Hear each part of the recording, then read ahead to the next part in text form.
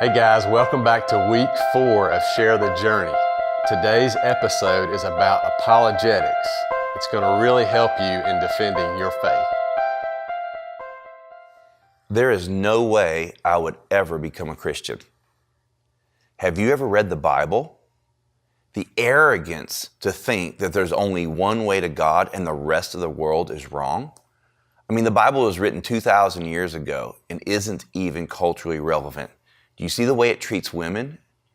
Do you see what it talks about slavery? Or what about the concept that there's a good God?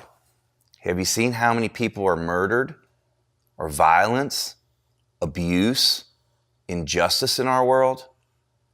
I mean, if there is a God, is he not strong enough to fix these problems and help these people? And if he is good, does he even care that we're struggling here? These are some of the questions you might be asked as you're sharing your faith with someone else. And there's an art and a science called apologetics. Apologetics is when we attempt to answer these questions, these difficult questions, in a manner in which we remove an obstacle that someone else has so that we can share the gospel with them. We know the only way to salvation is through faith in Jesus Christ. But sometimes people have real difficult questions to ask that they need to get resolved before they can open their heart to receive the gospel.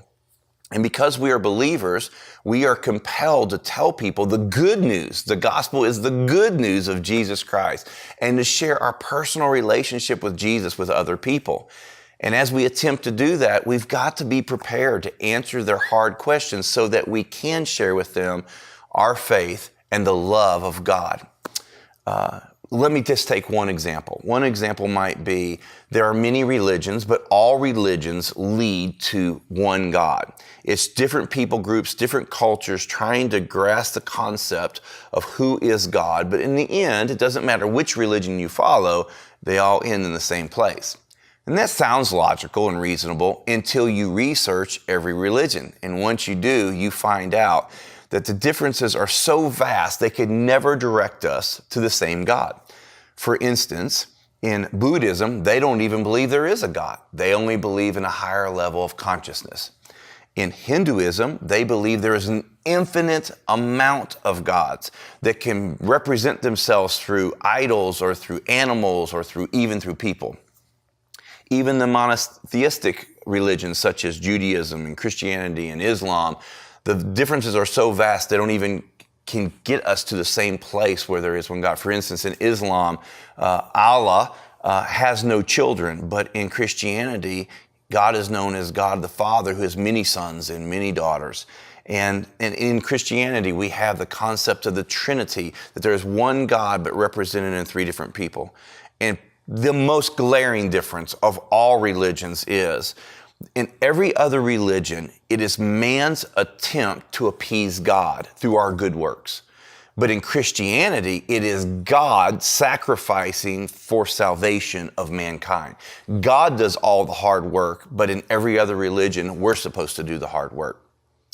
So we want to equip our congregation in the art of apologetics, and we have a resource for you called Right Now Media. And if you call the church office and ask to be signed up for that, you'll have access to literally hundreds of videos where you can watch and learn how to answer these difficult questions.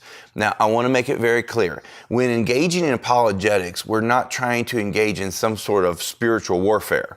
We're actually fighting for the welfare of the other person, not engaging in warfare. We do not want to have an argument where in the end we attempt to prove that we're right, but we lose relationship with the very person we're trying to share the gospel of Jesus Christ with. So apologetics is only used to quickly remove an obstacle so we can get back to the main conversation. And that is that God is love, and love loves the person we're talking to right now. We want to engage in that relationship. Salvation is about helping someone find their relationship with Jesus.